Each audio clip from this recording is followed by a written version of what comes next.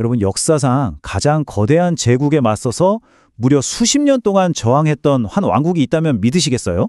네, 오늘은 바로 그 고려와 몽골 제국의 정말 불가능해 보였던 싸움에 대한 이야기를 한번 해볼까 합니다.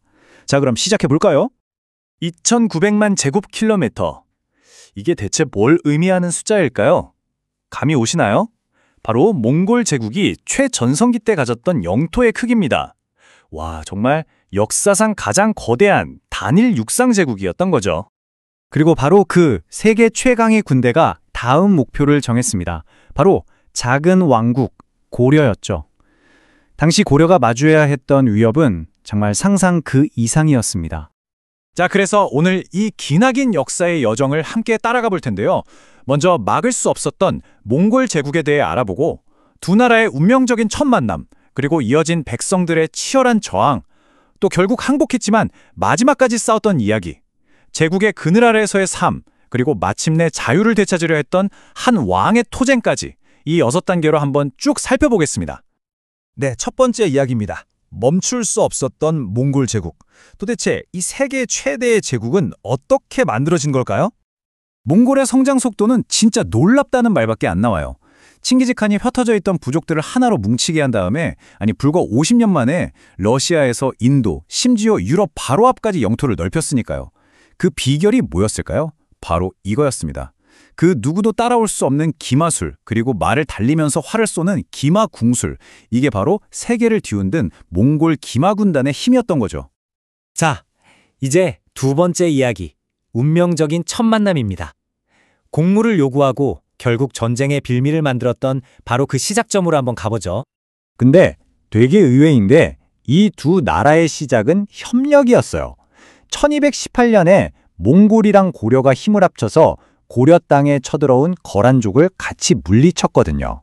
근데 문제는 그 다음이었죠. 몽골이 이걸, 그러니까 우리가 도와줬잖아, 이걸 빌미로 고려한테 매년 어마어마한 양의 공물을 요구하기 시작한 겁니다. 그러다가 결정적인 사건이 터져요. 1225년에 공물을 받고 돌아가던 몽골 사신 저고여가 국경 근처에서 의문의 죽음을 당합니다. 이걸로 몽골은 전쟁을 일으킬 완벽한 명분을 손에 쥐게 된 거죠. 세 번째 이야기입니다. 백성들의 맹렬한 저항. 근데 이게 좀 복잡해요. 한쪽은 숨어버린 정부, 다른 한쪽은 무기를 든 백성. 고려의 저항은 이렇게 딱 두 갈래로 나뉘어 있었거든요. 이게 그 극명한 차이를 딱 보여주는 건데요. 당시 권력을 쥐고 있던 무신정권의 최후. 이 사람이 이끈 정부랑 귀족들은 어떻게 했냐? 몽골 기병이 절대 못 건너오는 섬, 강화도로 쏙 들어가 버렸어요. 자기들만 살겠다고요. 하지만 본토에 그대로 남겨진 백성들, 노비들, 그리고 심지어 스님들까지. 이분들은 침략자들한테 맞서서 정말 필사적으로 싸웠습니다. 게릴라전을 펼치면서요. 아니 근데 여기서 진짜 궁금한 게 생기죠. 제대로 훈련도 못 받은 일반 백성들이 어떻게 세계 최강이라고 불리는 몽골의 정예 지휘관들을 이길 수 있었을까요? 이게 말이 되는 일일까요? 그 해답의 중심에 바로 이 사람이 있습니다. 김윤호. 그냥 평범한 스님이었어요. 그런데 이분이 민병대를 이끌고 몽골을 상대로 고려 역사상 가장 중요한 승리 중 2번을 이끌어낸 영웅, 지휘관이 됩니다. 우리 모두 목숨을 걸고 싸워서 고려를 지킵시다. 1232년 처인성에서 김윤후가 사람들을 향해 이렇게 외쳤다고 해요. 정말 이 한마디에 당시 백성들의 그 절박함과 저항 정신이 그대로 담겨 있는 것 같지 않나요? 그리고 바로 그 처인성에서 정말 영화 같은, 기적 같은 일이 벌어집니다. 김윤호가 쏜 화살 단 한 발이 글쎄 적진을 가로질러서 몽골군 총사령관이었던 살리타이를 정확히 맞춰 쓰러뜨린 거예요. 총사령관을 잃어버리니까 그 천하의 몽골군도 혼란에 빠져서 결국 후퇴하고 맙니다. 정말 이름도 없던 스님 한 명이 작은 성에서 이뤄낸 믿기 힘든 승리였죠. 자, 이제 네 번째 이야기로 넘어가 보겠습니다. 항복, 그리고 마지막 저항. 수십 년에 걸친 기나긴 전쟁이 끝나고 하지만 끝까지 포기를 거부했던 한 부대가 있었습니다. 저항이 무너지는 과정은 이렇습니다. 우선 60년 동안 전쟁을 끌고 왔던 최씨 무신 정권이 결국 무너져요. 그리고 새로 들어선 고려 정부는 몽골, 그러니까 당시엔 원나라였죠. 원나라와 평화조약을 맺기로 합니다. 공식적으로 항복한 거죠. 하지만 고려의 최정예 특수부대였던 삼별초가 이걸 거부해요. 우리는 끝까지 싸우겠다 하면서 진도 그리고 제주도까지 옮겨가면서 저항을 이어갑니다. 하지만 결국 고려와 몽골의 연합군에 의해서 진압되고 말죠. 참 비격적인 최후였습니다. 5번째 이야기입니다. 제국의 그늘 아래에서 항복 이후에 원나라의 사위나라, 즉 부마국이 된 고려가 어떤 가혹한 현실에 마주해야 했는지 한번 살펴보겠습니다.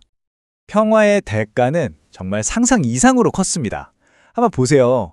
고려의 왕은 이제 황제가 아니라 그냥 왕으로 격화됐고요. 왕자들은 어릴 때부터 원나라의 볼모처럼 가서 원나라 공주와 강제로 결혼해야 했습니다.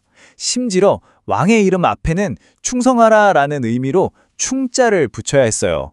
충렬왕, 충선왕 이런 식으로요. 막대한 양의 금, 은, 매를 바쳐야 했던 건 물론이고 수천 명의 어린 소녀들이 공녀라는 이름으로 원나라에 끌려가야 했습니다. 여기서 끝이 아니에요. 원나라는 아예 고려 땅 일부에 직접 다스리는 기구를 설치하기까지 합니다. 정말 굴욕적이었죠. 자, 드디어 마지막 6번째 이야기입니다. 한 왕의 자유를 위한 투쟁. 거대했던 원제국이 서서히 흔들리기 시작할 때 바로 이 기회를 놓치지 않고 주권을 되찾으려 했던 왕, 공민왕의 개혁을 따라가 보겠습니다. 공민왕의 독립을 향한 움직임은 정말 과감하고 체계적이었습니다. 원나라가 약해진 틈을 정확히 파고들었죠. 우선 고려에 남아있던 몽골식 풍습, 변발 같은 것들을 다 금지시키고 친원파 세력들을 다 몰아냈어요. 그리고 여기서 멈추지 않고 군대를 보내서 원나라에 빼앗겼던 땅, 쌍성 총관부 같은 곳을 되찾아옵니다. 나아가서 백성들을 위해 토지 제도까지 개혁하려고 했지만 이건 안타깝게도 당시 힘이 너무 셌던 권문세족들의 강력한 반대에 막혀서 실패하고 맙니다. 결국 공민왕의 개혁은 그가 정말 사랑했던 노국공주가 세상을 떠나는 개인적인 아픔, 그리고 끊임없는 귀족들의 반대로 끝을 맺지 못했습니다. 하지만 정말 중요했던 건 이거예요.